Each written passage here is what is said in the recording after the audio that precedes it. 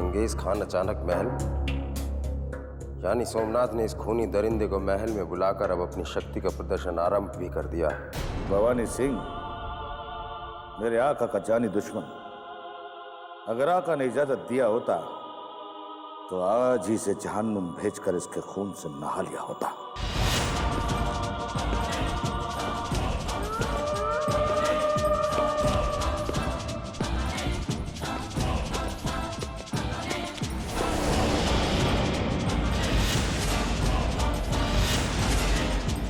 महल में तुम्हें एक लंबे अंतराल के बाद देखकर हमें ये यकीन हो गया है कि सोमनाथ ने अपंग होने से पूर्व ही अपनी बैसाखी को यहाँ बुला लिया है, क्योंकि वो जानता है कि यदि महाराज के संभलपुर से लौट कर आने से पूर्व वो हमारी तलवार से बच भी गया तो अपंग होने से उसे कोई नहीं बचा पाएगा।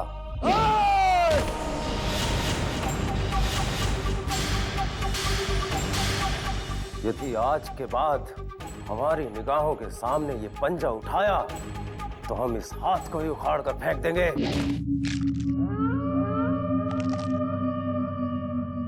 गलतफहमी है हुजूर। आज से पहले भी हजारों लोग इसे तोड़ने का कोशिश कर चुका है। एक बार आप भी। चंगेज! चिल्लाइए मत हुजूर। इस महल की दीवारें अब कमजोर हो चुकी है। इन्हें गिराने के लिए सिर्फ आवाज ही काफी है। कहीं ऐसा ना हो हुजूर कि दीवारें गिर जाएं और हमारी कब्रगाह बन जाएं। इसलिए इन चीखों को बचा कर रखिए। इंशाअल्लाह फिर मुलाकात होगी।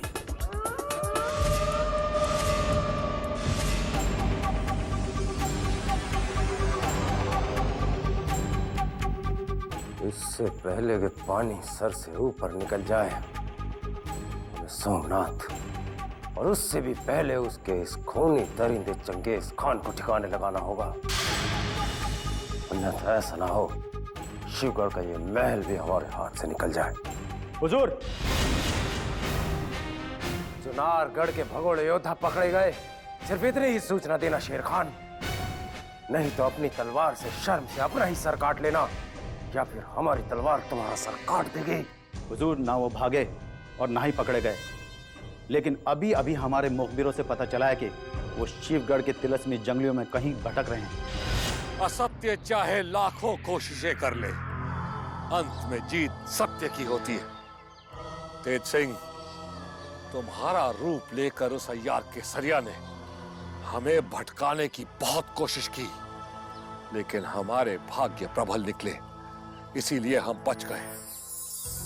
पर एक बात सामने आ गई है कि पानी में अय्यारों की परछाई उनके असली रूप में ही दिखाई देती है। अब हम और कोई खतरा मोल नहीं लेना चाहते और युवराज आनंद को आप दोनों के साथ सुरक्षित विजयगढ़ भेज देना चाहते हैं। परंतु हम भैया को साथ लिए बिना विजयगढ़ नहीं जाएंगे। आपको जाना ही होगा युवराज, क्योंकि कदम कदम पर मौत हमारा पीछा कर रही है। अब हमें मौत से डर नहीं लगता और हम भैया के बिना अब सांस भी नहीं ले सकते, इसलिए हम विजयगढ़ अकेले नहीं जाएंगे। जीवन में पहली बार हम आपका आग्रह ठुकरा रहे हैं युवराज आनंद, किंतु हमें कोई दुख नहीं हो रहा, क्योंकि आपके प्राणों की रक्षा करने के लिए हमारे पास और कोई मार्ग है ही नहीं। महायोद्धा अभिमन्यु का कहना बिल्कुल सत्य है। आपको साथ रखकर शत्रु के साथ लड़ना संभव नहीं है, इसलिए आपका लौट चलना ही उचित है। हम आपको विजयगढ़ छोड़कर वापस आ जाएंगे और उसके पश्चात युवराज इंद्रजीत सिंह को ले आएंगे। ज्यादा सोचकर समय नष्ट मत कीजिए युवराज। अगर यूं ही समय गुजर गया तो युवराज इंद्रजीत सिंह को अवश्य क्षति पहुंच सकती है।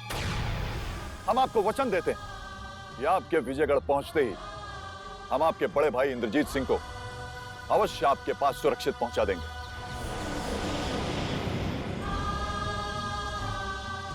ठीक है, जैसा आप उचित समझे। अब आप दोनों युवराज आनंद को लेकर विजयगढ़ की ओर निकले और हम पता लगाते हैं कि युवराज इंद्रजीत सिंह को इन लोगों ने कहां छिपा रखा है। पर याद रहे, हम इसी स्थान पर मिलेंगे। चलिए युवराज, इस तरफ।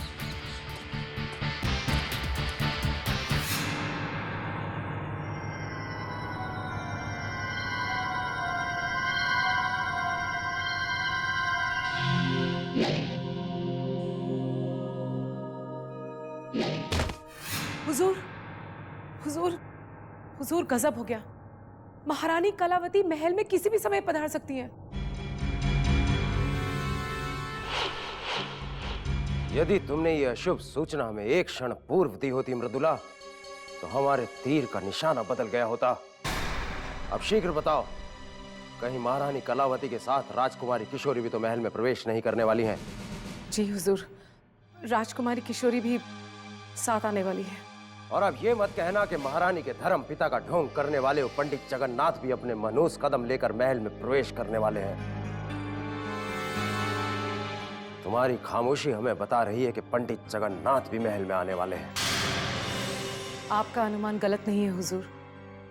पंडित जगन्नाथ ही उन्हें मनाकर महल में वापस ला रहे हैं। तात्पर्य ये हुआ कि हमारे षड्यंत्रों की शतरंज ही पलट गई।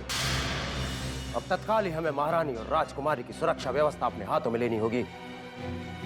कहीं इससे पहले महारानी का विश्वास प्राप्त करने के लिए वो धूर्त सोमनाथ ये कार्यभार अपने हाथों में ना ले ले।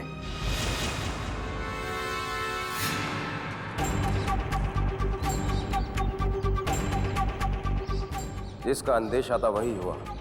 सोमनाथ हमसे पहले बाजी मार गया। कौन है वो अय्यार जिसने हमसे पहले महारानी के आने की सूचना सोमनाथ को पहुंचा दी? हमारी अनुमति के बिना महारानी कलावती और राजकुमार किशोरी के कक्ष में कोई भी प्रवेश न कर सके, इसका विशेष ध्यान रखा जाए चंगेज खान। जो हुक्म मेरे आका। महारानी साहिबा और शहजादी आलिया के कक्ष में आपकी इजाजत के बिना परिंदा भी पर नहीं मार सकता। और हमारे सारे विश्वास पात्र सैनिक उनकी सुरक्षा के लिए तैयार खड़े हैं। अब देखेंगे हम कि इस महल में महायोद्धा का सम्मान सोमनाथ के नाम के आगे जुड़ता है या फिर भवानी सिंह के।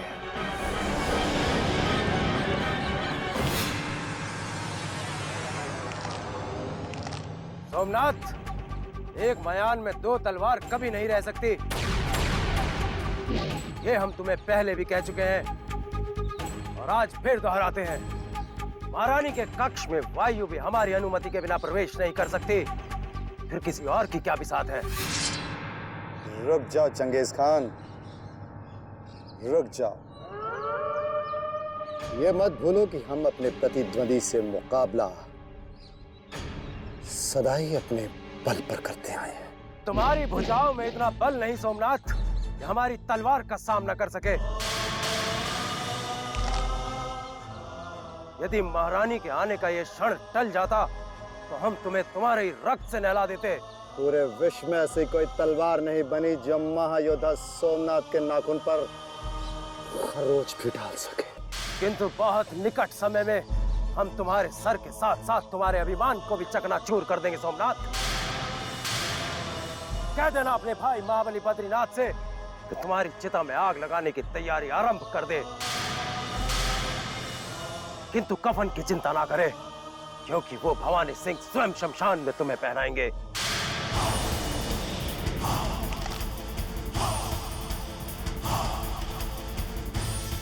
बस कुछ समय और प्रतीक्षा कर भवानी, कुछ समय। ओम सोमाय नमः स्वाहा। ओम बुद्धाय नमः स्वाहा। ओम गुरुवाय नमः स्वाहा। ओम सूर्याय नमः स्वाहा। ओम अग्नाय नमः स्वाहा। ओम केशवाय नमः स्वाहा।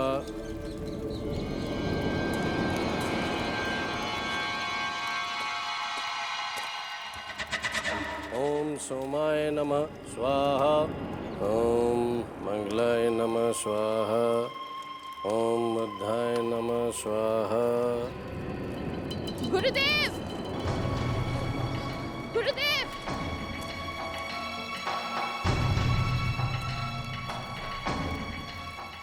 ओम सोमाय नमः स्वाहा।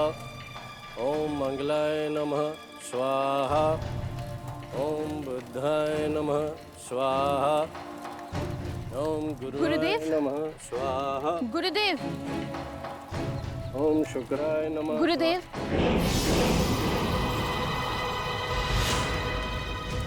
जमुना, ये क्या किया तुमने? स्पर्श करके मेरा हवन क्यों भंग कर दिया? अपने शत्रुओं के विनाश के लिए किया जा रहा हवन अधूरा रह गया। क्षमा कर दीजिए गुरुदेव, परंतु मुझे एक ऐसी सूचना प्राप्त हुई है जो अति चिंताजनक है। अति चिंताजनक? शीघ्र बताओ, क्या है वो सूचना? भवानी सिंह जी ने चुनारगढ़ के जिन महायोद्धाओं को बंदी बना लिया था, वो कारागार से भागने में सफल हो गए।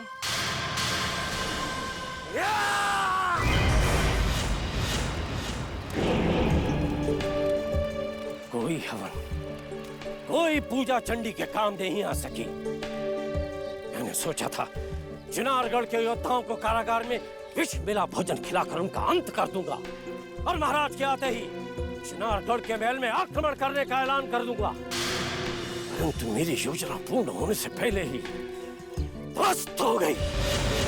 इससे भी बुरी सूचना ये है गुरुदेव कि वो अपने साथ छोटे युवराज को ले गए जो क्रूर सिंह के बंदी थे। ये मैं क्या सुन रहा हूँ? षड्यंत्रों पर षड्यंत्र हुए जा रहे हैं और हर क्षण कोई नया रहस्य खुलते जा रहा है। चुनारगढ़ के महायोद्धाओं ने योजना बनाकर ये आत्मसमर्पण किया होगा, ये सिद्ध हो गया।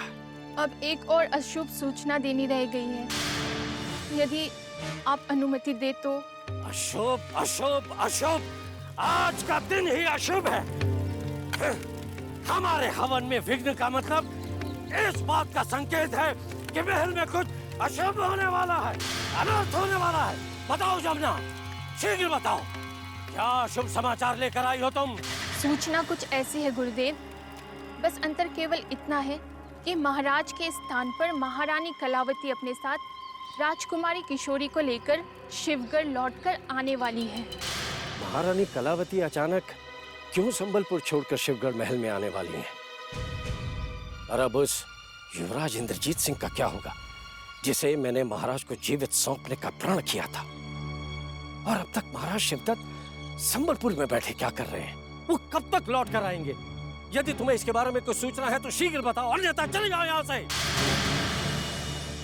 क्योंकि आज वर्षों पश्चात चंडी का क्रोध अपनी चरम सीमा तक पहुंच चुका है। ये अब आपको मैं नहीं गुरुदेव, बल्कि पंडित जगन्नाथ ही बता सकते हैं, जो महारानी कलावती और राजकुमारी किशोरी को लेकर शिवगढ़ पधार रहे हैं। चले जाओ, मेरी दृष्टि से दूर चले जाओ जमुना।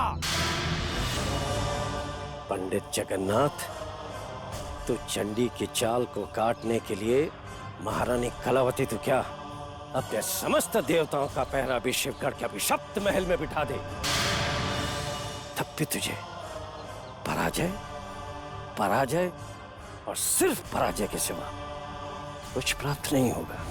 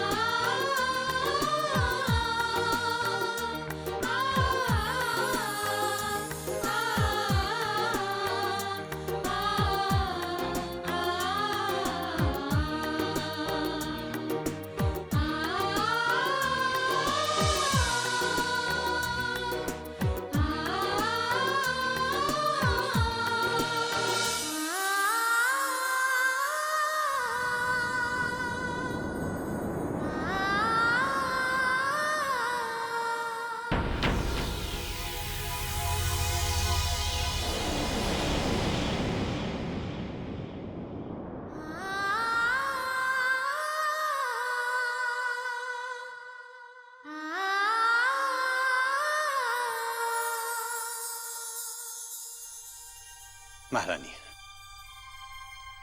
आपने और राजकुमारी किशोरी ने आज इस महल में आकर हमारी इच्छा का जो सम्मान किया है, उसे मैं जिंदगी भर नहीं भूलूंगा।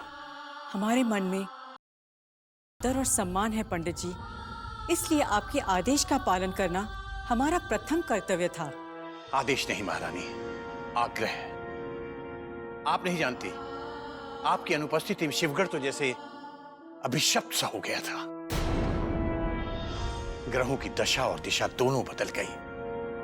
आज यहाँ केवल छल कपट और केवल षड्यंत्रों का राज है महारानी। ये आभास तो हमें महल में कदम रखते ही हो गया था, जब हमारे स्वागत में आए सब योद्धा और महायोद्धाओं के मन में छिपा कपट हमें उनके नेत्रों में दिखाई पड़ गया था। महारानी, महल के हर झरोखे, हर दीवार पर छल और कपट के ऐसे चिन्ह दिखाई देते हैं जो महाराज शिवदत्त को पता नहीं क्यों दिखाई नहीं देते। या फिर हो सकता है किसी विवशता में आकर महाराज ने स्वयं ही उन चिन्हों को अनदेखा कर दिया हो। कारण चाहे जो भी रहा हो, परंतु इस महल की दीवार पर आपको षड्यंत्र की एक महीन लकीर नहीं दिखाई देगी, क्योंकि शिवगढ़ के इस महल का अभिशाप तोड़ने के लिए अब हमारा आगमन हो चुका है। महारानी, आपके संकल्प और आपके मन की असीम शक्ति पर मुझे हमेशा की तरह आज भी पूर्ण विश्वास है। और अब मुझे उम्मीद हो गई है कि चुनारगढ़ के युवराज को भी अवश्य न्याय मिलेगा, जिसे महाराज शिवदत्त के तथाकथित योद्धा जबरदस्ती उठाकर यहां ले आए हैं। अवश्य न्याय मिलेगा पंडित जी, चाहे हम रानी चंद्रकांता से आज भी घृणा करते हैं, किंतु उनके पुत्र पर कभी कोई आंच नहीं आने देंगे। हम उस युवराज से मिलना चाहते हैं पंडित जी।